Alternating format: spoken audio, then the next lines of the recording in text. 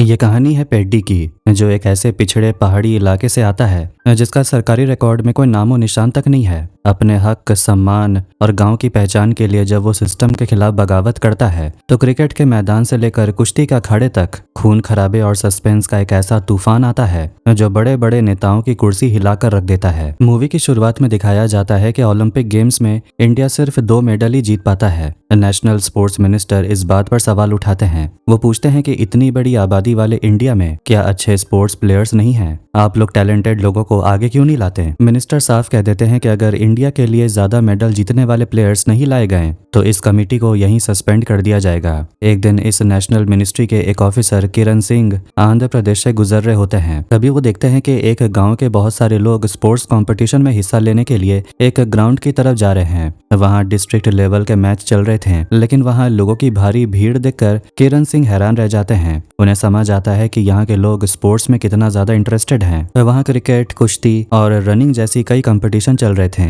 किरण सिंह जब वहाँ मौजूद लोगों से पूछता है कि उनका फेवरेट प्लेयर कौन है तो ज्यादातर लोग पेड्डी नाम के एक शख्स का नाम लेते हैं। सचिन और धोनी जैसे बड़े नामों के साथ पेड्डी का नाम सुनकर किरण सिंह के मन में ये जानने की इच्छा होती है कि आखिर ये बंदा है कौन। क्रिकेट खेलने वाले, कुश्ती लड़ने वाले और रनिंग करने वाले सब के सब पेड्डी को अपना फेवरेट बता रहे थे, जिसे ऑफिसर समझ जाता है कि वो इन सभी स्पोर्ट्स में माहिर है। कुरुमाया ऑफिसर किरण सिंह को पेड्डी नाम का एक पत्थर दिखाता है जहां उसकी मारी हुई बॉल आकर गिरी थी। पेड्डी के बारे में जानने के लिए ऑफिसर को कुरुमाया अपने साथ गांव ले जाता है और रास्ते में उसकी कहानी सुनाता है। यह कहानी विजयनगरम की है, जहां लोगों पर क्रिकेट का भूत सवार था और मैचेस पर सट्टेबाजी होती थी। पूरा गांव बॉबली और रामोजी नाम की 2 टीमों में बटा था जो भाड़े के प्लेयर्स बुलाती थी। पेड्डी गुड़ की फैक्ट्री में काम करने वाला एक पहाड़ी मजदूर था जिसे रामोजी की टीम पैसे देकर खिलाती थी। उसकी धाक ऐसी थी कि उसके मैदान पर आते ही लोग उसका नाम जपने लगते हैं और उसकी जीत पक्की मानी जाती थी। पेड्डी पहाड़ी के नीचे रहने वाले मलया डीवारम ग्रुप से था, जिनकी जगह का कोई सरकारी नाम नहीं था। ये लोग कई किलोमीटर पैदल चलकर काम पर आते थे,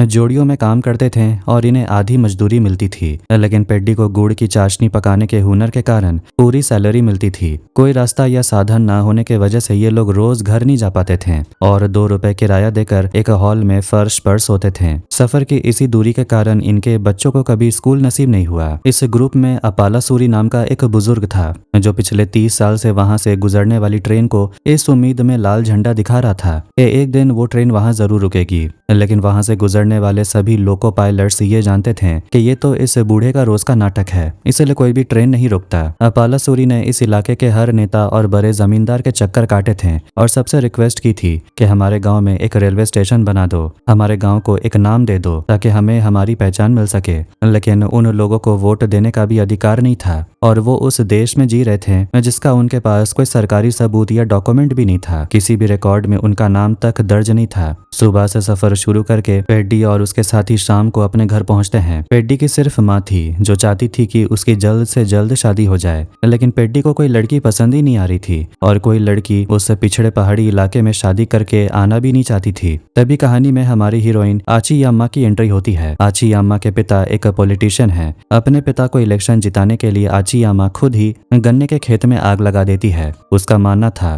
कि इस आगजनी का ठीकरा विरोधियों पर फूटेगा और लोगों की हमदर्दी से उसके पिता इलेक्शन जीत जाएंगे। मगर पेड्डी मन ही मन आची याम्मा को पसंद करता था और उसकी खूबसूरती पर लट्टू था। वो उसे गले लगाने और किस करने के सपने देखता था। एक दिन इलेक्शन कैंपेन के डॉक्यूमेंट के तौर पर सब लोगों के लिए आची याम्मा के घर पर खाने का इंतजाम था। इसी मौके का फायदा उठाकर पेड्डी चुपके से आची याम्मा के कमरे में घुस जाता है। पेड्डी के दोस्तों ने सही टाइम पर मेन स्विच ऑफ करके अंधेरा कर दिया था और पेड्डी ने अंधेरे में आची याम्मा को किस कर लिया। अंधेरे में उसने किस किया ये आची याम्मा को समझ नहीं आया। वो गुस्से में कहती है कि जो कोई भी था उसे मिलने पर वो छोड़ेगी नहीं। इसके बाद भी पेड्डी लगातार उसे ही निहारता रहता था, पर आची याम्मा अनजान थी। एक दिन स्टेज से भाषण देते हुए आची याम्मा माइक पर कहती है कि उसे छिपकर वार करने वाले पसंद नहीं और वो उस इंसान को सबक सिखाएगी। पेड्डी समझ जाता है कि ये बात उसी किस के लिए है। इलेक्शन में आची याम्मा की फैमिली के खिलाफ रामोजी चुनाव लड़ रहा था। आची याम्मा को नीचा दिखाने के लिए रामोजी ने उसे सरेआम बदनाम करने की साजिश रची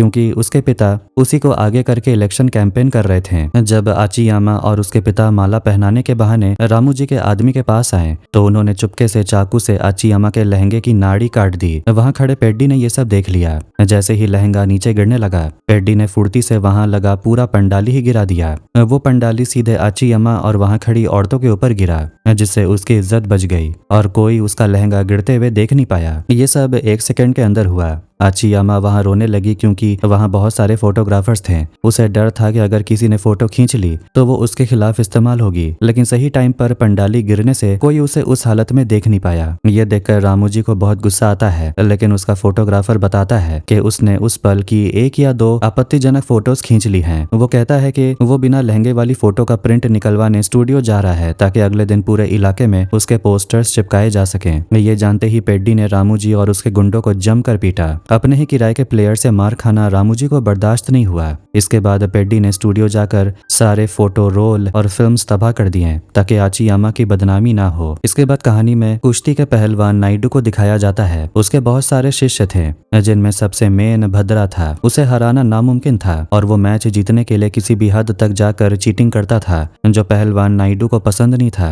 अब क्रिकेट मैच शुरू होने का टाइम आता है, लेकिन इस बार रामू जी की टीम ने पेड्डी को किराए पर नहीं रखा था, बल्कि विरोधी टीम बॉबली ने उसे खरीद लिया। इस बार दोनों टीमों ने बड़ा दांव नहीं लगाया था, सिर्फ 1 रुपए की शर्त लगी थी। पेड्डी को समझ नहीं आ रहा था कि ये चल क्या रहा है। बॉबली के टीम के एक एक करके सारे प्लेयर्स आउट हो रहे थे, फिर भी वो पेड्डी को बैटिंग के लिए नहीं भेज रहा था। वो उसे ये कहकर रोक देता था कि तुम लास्ट में जाना। धीरे धीरे पेड्डी को समझ आने लगा कि इस बार उसे सरेआम नीचा दिखाने और बदनाम करने के लिए पुराने दुश्मन बॉबली और रामू जी आपस में मिल चुके हैं। ग्राउंड पर मौजूद सभी लोग चिल्ला चिल्ला कर पेड्डी पेड्डी बोल रहे थे, लेकिन फिर भी उसे बैटिंग के लिए नहीं भेजा गया और जानबूझकर साइड में बिठाए रखा। आखिरकार टीम के सारे विकेट गिर गए और सिर्फ 1 विकेट बचा। तब जाकर पेड्डी को मैदान में उतरना पड़ा। दोनों टीमों के खिलाड़ियों को पता है कि अगर पेड्डी खेल गया तो मैच जीता देगा, इसलिए उनका मकसद उसे हर हाल में हराना था। दोनों टीमों के लोग मिलकर पेड्डी के खिलाफ खेलने लगे और उसे रन बनाने से रोकने लगे। लास्ट बॉल पर जब पेड्डी छक्का मारकर मैच जिताने वाला था, तभी ऑपोजिट क्रीज पर खड़े उसके ही पार्टनर ने जानबूझकर उसे रन आउट करवा दिया। इस तरह रामू जी ने उसे आउट किया और टीम मैच हार गई। पेड्डी समझ गया कि यह सब उसे हराने की एक चाल थी, लेकिन इसके बावजूद जनता ग्राउंड पर उसी का नाम चिल्ला रही थी। वहां मौजूद पहलवान नायडू ने भी लोगों को पेड्डी पेड्डी चिल्लाते सुना।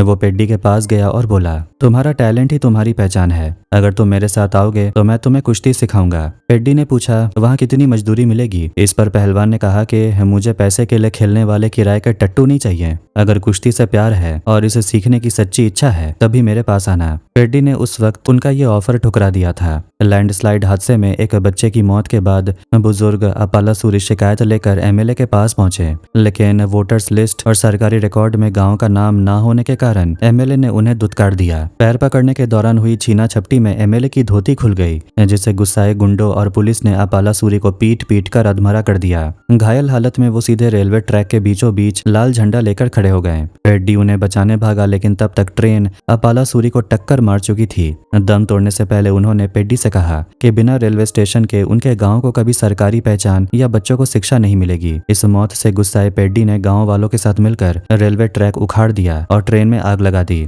जो उनकी पहचान की लड़ाई का एक बड़ा आंदोलन बन गया था। ट्रेन में आग लगाने की बात जब पुलिस को पता चली तो वो पेड्डी और उसके साथियों को कस्टडी में ले लेती है और उन्हें बहुत मारती है। पुलिस अपालासूरी की बॉडी को अपने कब्जे में रखकर उसे लावारिस लाश घोषित कर देती है। वो ताना मारते हैं कि जब इस बूढ़े का कोई गांव ही नहीं है तो ये कहाँ का रहने वाला है। गांव वाले बेबस थे क्योंकि उनके पास कोई सरकारी सबूत नहीं था। वहां से छूटने के बाद पेड्डी सीधे पहलवान नायडू के पास जाता है और कुश्ती सीखने की इच्छा जताता है। इस बार वो पैसे के लिए नहीं बल्कि अपने लोगों को एक पहचान दिलाने के लिए आया था। शुरुआत में नायडू ने पेड्डी को अखाड़े में नहीं उतारा बल्कि उससे बहुत सारे भारी काम करवाए, जैसे बोरियां उठाना और बड़े बड़े बर्तनों से पानी भरकर टैंक में डालना। नायडू का सबसे बेस्ट चेला भद्रा था, जो बाकी शिष्यों के साथ मिलकर पेड्डी का मजाक उड़ाता था। इधर पेड्डी के फैक्ट्री छोड़ने की वजह से मालिक ने बाकी मजदूरों को धमकी दी थी कि अगर पेड्डी काम पर नहीं आया तो किसी को मजदूरी नहीं मिलेगी। मजबूर होकर गांव वाले पेड्डी से वापस चलने को बोलते हैं, लेकिन पेड्डी मना कर देता है। इस पर कुछ लोग उसे मतलबी समझने लगते हैं तो कुछ लोग उसका साथ देते हैं। जब पेड्डी ने नायडू से पूछा कि वो उसे कुश्ती कब सिखाएंगे तो नायडू ने मुस्कुराकर कहा कि इतने दिनों से भारी बोरियां उठाना और पानी भरना ही कुश्ती के दांव पेंच की प्रैक्टिस थी। इसके बाद पेड्डी की असली ट्रेनिंग शुरू होती है। इधर आचीयामा को पता चल चुका था कि उस दिन पंडाली गिराकर उसकी इज्जत बचाने वाला पेड्डी ही था। वो कई बार उसे मिलने अखाड़े आई पर लड़कियों का अंदर आना मना था। एक रात आचीयामा चुपके से दीवार कूद कर पेड्डी से मिलने आती है और उसे थैंक्स कहती है। वहां से जाते वक्त जब वो फिसलने लगती है तो पेड्डी उसे संभाल लेता है। उस पल पेड्डी की बॉडी और उसकी सांसों और खुशबू से आचीयामा पहचान लेती है कि अंधेरे कमरे में उसे किस करने वाला कोई और नहीं बल्कि पेड्डी ही था। जब वो बिना मर्जी के किस करने पर गुस्सा होती है तो पेड्डी कहता है कि मैं तुम्हें बहुत पसंद करता हूँ। बड़े लोगों के यहाँ प्यार कैसे जताते हैं मुझे नहीं पता, हमारे यहाँ तो ऐसे ही जताते हैं और ये कोई टाइम पास नहीं है। मैं तुमसे शादी करना चाहता हूँ। आचीयामा भी उसके सच्चे प्यार को समझकर उससे प्यार करने लगती है। अब डिस्ट्रिक्ट लेवल का कुश्ती मैच शुरू होता है। हर बार की तरह सब भद्रा के लड़ने की उम्मीद कर रहे थे, लेकिन नायडू इस बार पेड्डी का नाम आगे बढ़ा देते हैं। विरोधी टीम के लोग पेड्डी का मजाक उड़ाते हैं कि इस पहाड़ी के नीचे रहने वाले जंगली से जीतकर हमें क्या इज्जत मिलेगी। इसके गांव के मर्द तो औरतों के साथ भी जोड़ियों में काम करते हैं। गुस्साए पेड्डी ने उन्हें चैलेंज किया, तुम लोग जोड़ी में काम करने का ताना मारते हो ना, तो कुश्ती में भी जोड़ी बनाकर दो दो के साथ आओ, मैं अकेले दोनों को हराऊंगा। विरोधियों ने चैलेंज मान लिया, लेकिन पेड्डी ने अखाड़े में एक साथ दोनों पहलवानों को चित कर दिया और मैच जीत गया। तभी पेड्डी को पता चलता है कि आचीयामा की शादी कहीं और पक्की की जा रही है। वो तुरंत उसके घर पहुंचता है। आचीयामा अपने मम्मी पापा के सामने साफ कह देती है कि वो पेड्डी से प्यार करती है, जिस पर उसके घर वाले उसे बहुत मारते हैं कि इतने बड़े खानदान की होकर वो एक बिना पहचान वाले पहाड़ी लड़के से प्यार कैसे कर सकती है। तभी पेड्डी वहां आता है और आचीयामा उसे गले लगा लेती है। उसका नेता पिता कहता है कि जिसका वोटर्स लिस्ट में नाम तक नहीं वो मेरी बेटी के लायक नहीं। इस पर पेड्डी जवाब देता है कि अपनी बेटी के होने वाले पोतियों को बता देना कि जिसे तुम वोट देने के लायक नहीं समझते उसने तुम्हारी बेटी को सबसे पहले किस किया था। आचीयामा भी ठान लेती है कि वो सिर्फ पेड्डी से ही शादी करेगी। पेड्डी मैच तो जीत रहा था, लेकिन विजयनगरम के बड़े लोगों को एतराज था कि एक मामूली पहाड़ी लड़का आगे बढ़े। वो शर्त रखते हैं कि अगर पेड्डी को नेशनल लेवल पर जाना है तो उसे अपने पिछड़े इलाके का नाम छोड़कर विजयनगरम की तरफ से लड़ना होगा। आगे बढ़ने और अपनी मंजिल तक पहुंचने के लिए पेड्डी इस बात के लिए हाँ कह देता है। ये देखकर भद्रा उससे और चिढ़ जाता है और पेड्डी के अपने गांव वाले भी उसे गद्दार समझने लगते हैं कि उसने पैसे और नाम के लिए अपने लोगों को छोड़ दिया। पेड्डी को नेशनल लेवल तक पहुंचाने और बड़े अधिकारियों की नजर में लाने के लिए पहलवान नायडू एक तगड़ा प्लान बनाते हैं। सालों पहले नायडू ने राणा धीर सिसोदिया नाम के एक बहुत बड़े पहलवान को हराया था, जिसके खानदान का कोई भी सदस्य कभी कुश्ती नहीं हारा था। उस खानदान से जीतने वाले पहलवानों के पैर में एक खास कड़ा पहनाया जाता था, जिसे नायडू ने जीत कर अपने पास रख लिया था। नायडू पूरे इलाके में पोस्टर्स लगवा देते हैं कि अगर किसी में दम है तो आए और मेरे चेले पेड्डी को हराकर ये खानदानी कड़ा वापस ले जाए। जब ये पोस्टर राणा धीर सिसोदिया के पास पहुंचता है तो वो समझ जाता है कि नायडू ने ये खुला चैलेंज ऐसे ही नहीं दिया है, उसे जरूर कोई बहुत ही खतरनाक चेला मिल चुका है। राणा धीर छोटे मोटे मैचों से अपना वक्त खराब नहीं करना चाहता था। वो सोचता है कि सालों पहले जब नायडू ने उसे हराया था तब ये बात सिर्फ उसके गांव के लोग ही जान पाए थे, लेकिन अगर वो पेड्डी को नेशनल लेवल पर बुलाकर सबके सामने हराएगा तो पूरी दुनिया उसकी जीत देखेगी। इसलिए राणा धीर खुद अपनी पावर का इस्तेमाल करके पेड्डी को सीधे नेशनल्स के लिए सिलेक्ट करवा लेता है। पेड्डी और पहलवान नायडू जैसा चाहते थे वैसा ही हुआ, उन्हें नेशनल लेवल पर एंट्री मिल गई। इसके बाद दोनों खूब कड़ी प्रैक्टिस करते हैं। नेशनल्स के शुरुआती राउंड में पेड्डी एक के बाद एक सारे मैच जीतने लगता है। दूसरी तरफ से राणा धीर सिसोदिया का बेटा वो भी सारे मैच जीत कर आगे बढ़ रहा था। अब सिर्फ सेमीफाइनल और फाइनल मैच बचे थे। राणा धीर का बेटा मैच के लिए जमकर प्रैक्टिस कर रहा था। तभी वहां भद्रा पहुंचता है और उनसे हाथ मिला लेता है। वो राणा धीर और उसके बेटे से कहता है कि अगर तुम लोग पेड्डी को हराना चाहते हो तो मैच में सीधे उसके पैर पर वार करना। जब वो पूछते हैं ऐसा क्यों, तो भद्रा उन्हें बताता है कि नेशनल्स में सिलेक्शन होने के बाद उसे पेड्डी से बहुत जलन हो रही थी, इसलिए एक रात उसने छिपकर पेड्डी पर हमला किया था और उसके पैर को बुरी तरह जख्मी कर दिया था। पेड्डी उसी चोटिल पैर के सहारे दर्द छिपाकर ये सारे मैच जीतता आ रहा है। अगर तुम मैच में लगातार उसकी चोट पर वार करोगे तो वो पक्का हार जाएगा। ये सुनकर रानाधीर और उसका बेटा एक गंदा प्लान तैयार करते हैं। अब सेमीफाइनल मैच शुरू होता है जहां पेड्डी का मुकाबला रानाधीर के बेटे से था। पहले राउंड में पेड्डी अपनी ताकत से उसे चित कर देता है और जीत जाता है, लेकिन दूसरे राउंड में रानाधीर का बेटा प्लान के मुताबिक पेड्डी के उसी जख्मी पैर पर बार बार हमला करने लगता है। पेड्डी को बहुत दर्द होने लगता है और वो बेबस हो जाता है। इस चीटिंग की वजह से दूसरा राउंड रानाधीर का बेटा जीत जाता है। अब आखिरी और फाइनल राउंड की बारी थी। जो भी इसे जीतता वो सीधे फाइनल में पहुंच जाता। इस राउंड में भी रानाधीर का बेटा दोबारा पेड्डी के उसी जख्मी पैर को निशाना बनाने की कोशिश करता है, लेकिन इस बार पेड्डी हार नहीं मानता। वो अपने दूसरे पैर पर पूरा वजन डालकर बैलेंस बनाता है और डटकर मुकाबला करता है। चालबाजी से हराने की कोशिश करने वाले रानाधीर के बेटे को पेड्डी हवा में उठाकर सीधे जमीन पर पटक देता है और शानदार तरीके से सेमीफाइनल जीत जाता है। इस जीत के साथ वो फाइनल्स में पहुंच जाता है, लेकिन मैच खत्म होते ही पैर पर बार बार चोट लगने और भयंकर दर्द की वजह से पेड्डी रिंग के अंदर ही बेहोश होकर गिर पड़ता है। जब उसे होश आता है तो वो खुद को हॉस्पिटल के बेड पर पाता है। डॉक्टर उसके पास आकर बताते हैं कि भद्रा के हमले की वजह से उसके पैर की एक जरूरी नस बुरी तरह डैमेज हो गई है और उस चोट के बावजूद लगातार कई राउंड कुश्ती खेलने की वजह से वो प्रॉब्लम अब बहुत ज्यादा सीरियस हो गई है। डॉक्टर साफ कह देते हैं कि अब वो इस पैर के सहारे ठीक से चल या दौड़ भी नहीं पाएगा। उसकी पूरी फिटनेस खत्म हो चुकी है। ये सुनकर पेड्डी घबरा जाता है और बेड से उठने की कोशिश करता है। कहता है कि मुझे कुछ नहीं हुआ, मैं बिल्कुल ठीक हूँ,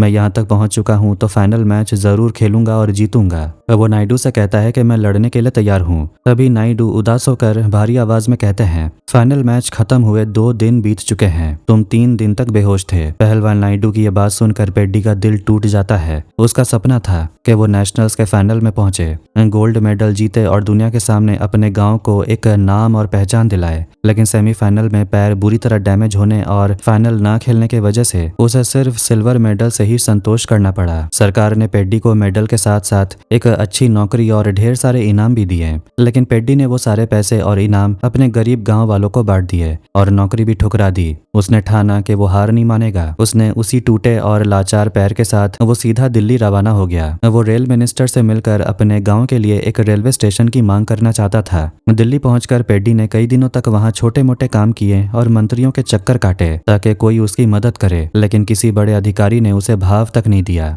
आखिरकार एक दिन जब मिनिस्टर की कार वहां से गुजर रही थी तो पेड्डी ने सारे बैरिकेड्स तोड़ दिए और कार के पीछे जाकर अपनी पूरी ताकत से कार का पिछला हिस्सा हवा में उठा दिया। मिनिस्टर हैरान रह गया और कार से उतरकर चिल्लाया, ये क्या बदतमीजी है। तब पेड्डी ने मिनिस्टर को अपनी आपबीती सुनाई। उसने कहा कि मैं नेशनल लेवल का कुश्ती प्लेयर हूँ और मैंने देश के लिए सिल्वर मेडल जीता है। मेरे गांव की कोई पहचान नहीं है, प्लीज वहां एक रेलवे स्टेशन बनवा दीजिए। लेकिन उस घमंडी मंत्री ने उसका मजाक उड़ाते हुए कहा, तुमने तो फाइनल्स खेला भी नहीं, चोट का बहाना बनाकर झूठ बोल रहे हो ना। अगर तुम फाइनल्स जीत कर गोल्ड लाए होते तो शायद मैं तुम्हारी बात पर सोचता। इतना कहकर मिनिस्टर उसे दुत्कार कर वहां से चला जाता है। इधर ग्राउंड पर कहानी सुना रहे कुरुमाया से मिनिस्ट्री के ऑफिसर किरण सिंह कहते हैं कि तो तुम मुझे इतनी दूर पहाड़ी चढ़ाकर एक हारे हुए खिलाड़ी की कहानी सुनाने लाए हो। वो पैदल चलते चलते बहुत थक चुके थे, लेकिन कुरुमाया ने कहा, सर कहानी अभी खत्म नहीं हुई है। दिल्ली में मंत्री के दुत्कारने के बाद पेड्डी निराश होकर घर नहीं लौटा। उसका मकसद अभी भी जिंदा था। दिल्ली से बाहर निकलते वक्त उसने पैरा एशियन गेम्स के लिए प्रैक्टिस कर रहे डिसेबल्ड एथलीट्स को देखा और उसे अपनी अगली मंजिल मिल गई। वापस गांव लौटते वक्त ट्रेन के सफर में उसने जानबूझकर अपनी वही जख्मी पैर पर ट्रेन के दरवाजे के बाहर निकाल दिया। ट्रेन जैसे ही एक लोहे के खंबे के पास से गुजरी, उसका पैर उसे टकराकर कट गया। ट्रेन में मौजूद लोग चीख पड़े और उसे तुरंत हॉस्पिटल ले गए। पेड्डी ने यह खौफनाक कदम एक बड़े मकसद के लिए उठाया था ताकि वो ऑफिशियली विकलांग हो सके और पैरा एशियन गेम्स में हिस्सा ले सके। इसके बाद कुरुमाया ऑफिसर को पेड्डी का एक स्टैचू दिखाता है जो पैरा एशियन गेम्स में दौड़ते हुए पेड्डी की याद में बनाया गया था। जब क्रिकेट से उसे निकाला गया तो वो कुश्ती में गया और जब कुश्ती में पैर टूटा तो उसने हार मानने के बजाय पैरा एशियन गेम्स की रनिंग को अपना लक्ष्य बना लिया। एक बेहतरीन कोच की देखरेख में कड़ी ट्रेनिंग लेने के बाद पेड्डी ने पैरा एशियन गेम्स की रनिंग कंपटीशन में हिस्सा लिया। उस दिन विजयनगरम और उस पहाड़ी इलाके के सभी लोग जो कभी एक दूसरे के दुश्मन थे, सब पुरानी दुश्मनी भूलकर पेड्डी को सपोर्ट करने एक टीवी के सामने बैठ गए। भीड़ में आचियामा भी थी। उसके पिता ने उसकी शादी किसी और से पक्की कर दी थी, लेकिन आचियामा ने ऐलान कर दिया था कि वो सिर्फ पेड्डी को अपना पति मानती है। उसने खुद अपनी हाथों से अपने गले में मंगलसूत्र बांध लिया था और पेड्डी की पत्नी बनकर उसके घर में रहने लगी थी। उसके इस फैसले के आगे किसी की हिम्मत नहीं हुई कि कोई उसे रोक सके। मैच में देश और अपने गांव की पहचान के लिए पेड्डी जान लगा देता है। दौड़ के कारण एक मोड़ पर उसका पैर फिसलता है और वो गिर पड़ता है। लेकिन जैसे ही उसे अपने गांव के लोगों की बेबसी, बच्चों की पढ़ाई और बुजुर्ग अपालासुरी की मौत याद आती है तो वो दोबारा उठ खड़ा होता है। वो चीते की रफ्तार से दौड़ता है और कांटे की टक्कर में 1 सेकंड के फासले से फर्स्ट आकर गोल्ड मेडल जीत जाता है। पूरा गांव खुशी से झूम उठता है। लेकिन जब स्टेज पर उसे गोल्ड मेडल पहनाया जाने लगा तो पेड्डी ने मेडल लेने से मना कर दिया। उसने माइक पर कहा कि मैं ये मेडल नहीं ले सकता क्योंकि मैं इंडियन नहीं हूँ। ये सुनकर वहां मौजूद सभी अधिकारी और पूरी दुनिया सन्न रह गई। ऑफिसर ने पूछा, क्या बात बोल रहे हो तुम तो आंध्र प्रदेश के विजयनगरम के रहने वाले हो। पेड्डी ने जवाब दिया, नहीं, मैं जिस जगह रहता हूँ नक्शे पर उसका कोई नाम ही नहीं है। मेरे गाँव के किसी भी आदमी का नाम वोटर लिस्ट में नहीं है। हमें वोट देने का हक नहीं। हमारे बच्चों को स्कूल नसीब नहीं होता। सरकारी कागजों में ना तो हमारे पैदा होने का कोई सबूत है और ना मरने का। तो फिर हम इस देश के नागरिक कैसे हुए? पेड्डी ने रोते हुए पूरी दुनिया के सामने अपने गांव का दर्द बयां किया। उसने कहा कि मैं इतनी दूर सिर्फ अपने लोगों को एक पहचान दिलाने आया हूँ। आज अगर मैं ये मेडल लेकर घर जाना चाहूँ तो मेरे गांव तक जाने का कोई रास्ता ही नहीं है। वहाँ कोई ट्रेन नहीं रुकती, कोई रेलवे स्टेशन नहीं है। इस देश में राष्ट्रीय परीक्षा और पशुओं को तो पहचान है, पर इस मिट्टी में पैदा हुए इंसानों की कोई आइडेंटिटी नहीं है। ये मेडल मेरे किसी काम का नहीं। इतना कहकर वो मेडल वहीं छोड़कर चला जाता है। पेड्डी का ये गुस्सा और उसकी ये बातें सीधे देश के बड़े अधिकारियों और सरकार के कानों तक पहुंचती है। सरकार तुरंत एक्शन लेती है। देश का नाम रोशन करने वाले इस जाबाज एथलीट को सम्मान के साथ घर पहुंचाने के लिए सरकार एक स्पेशल ट्रेन चलाती है। इतिहास में पहली बार वो ट्रेन उस पहाड़ी इलाके में आकर रुकती है। जैसे ही पेड्डी ट्रेन से नीचे उतरता है पूरा गाँव ढोल नगाड़ों के साथ उसका स्वागत करता है। ऑफिशियल ऑर्डर आ चुका था। पेड्डी की जंग रंग लाई थी। वहाँ एक चमचमाता हुआ रेलवे स्टेशन बनने जा रहा था। सरकार उस स्टेशन का नाम पेड्डी के नाम पर रखना चाहती है, लेकिन पेड्डी ने मना कर दिया। उसने कहा कि इस स्टेशन का नाम उस बुजुर्ग के नाम पर रखा जाए जिसने 30 साल तक इस सपने के लिए लाल झंडा दिखाया था। और इस तरह उस रेलवे स्टेशन का नाम अपालासुरी रेलवे स्टेशन रखा जाता है। धीरे धीरे वहाँ ट्रेन रुकने लगी। गाँव के बच्चे हंसते खेलते स्कूल जाने लगे और लोग रोज आराम से शहर काम पर जाने लगे और लौटने लगे। सभी गाँव वालों के नाम सरकारी दस्तावेजों में दर्ज किए गए और उन्हें वोट देने का अधिकार भी मिल गया। ये सब पेड्डी नाम के एक अकेले इंसान की जिद और लड़ाई का नतीजा था। पूरी कहानी सुनने के बाद मिनिस्ट्री के ऑफिसर किरण सिंह की आंखों में आंसू आ जाते हैं और वो पेड्डी के बहुत बड़े फैन बन जाते हैं। वो कहते हैं कि क्रिकेट और कुश्ती में हारने के बाद भी इस लड़के ने हिम्मत नहीं हारी और एक नया रास्ता ढूंढ निकाला। मुझे बस इस बात का अफसोस है कि मैंने ऐसा हीरा खिलाड़ी को पहले क्यों नहीं खोजा। फिर वो कुरुमाया से मुस्कुराते हुए पूछते हैं, लेकिन जब यहाँ रेलवे स्टेशन बन चुका था और ट्रेन आती थी तो तुम मुझे इतनी दूर पहाड़ चढ़ाकर पैदल क्यों लाए? कुरुमाया हंसकर जवाब देता है, सर, अगर मैं आपको सीधे ट्रेन से यहाँ लाता तो आपको कभी एहसास नहीं होता कि इस रेलवे स्टेशन की कीमत क्या है और यहाँ के लोगों ने इसके लिए कितना दर्द सहा है। अब पैदल चलकर थकने के बाद आपको समझ आ गया ना कि ये लड़ाई कितनी बड़ी थी। कहानी के आखिर में ऑफिसर किरण सिंह खुद खुश होकर वापस जाने के लिए ट्रेन में बैठते हैं। तभी दूर पहाड़ी की चोटी पर पेड्डी अपनी पत्नी आचियामा के साथ खड़ा मुस्कुरा रहा था। इसी खूबसूरत और इमोशनल सीन के साथ ये फिल्म यहीं पर एंड हो जाती है। तो कैसी लगी आज की स्टोरी कमेंट करके जरूर बताना। वीडियो पसंद आया तो वीडियो को लाइक कर दें और चैनल को भी सब्सक्राइब कर दें। मिलते हैं नेक्स्ट वीडियो में। Take care.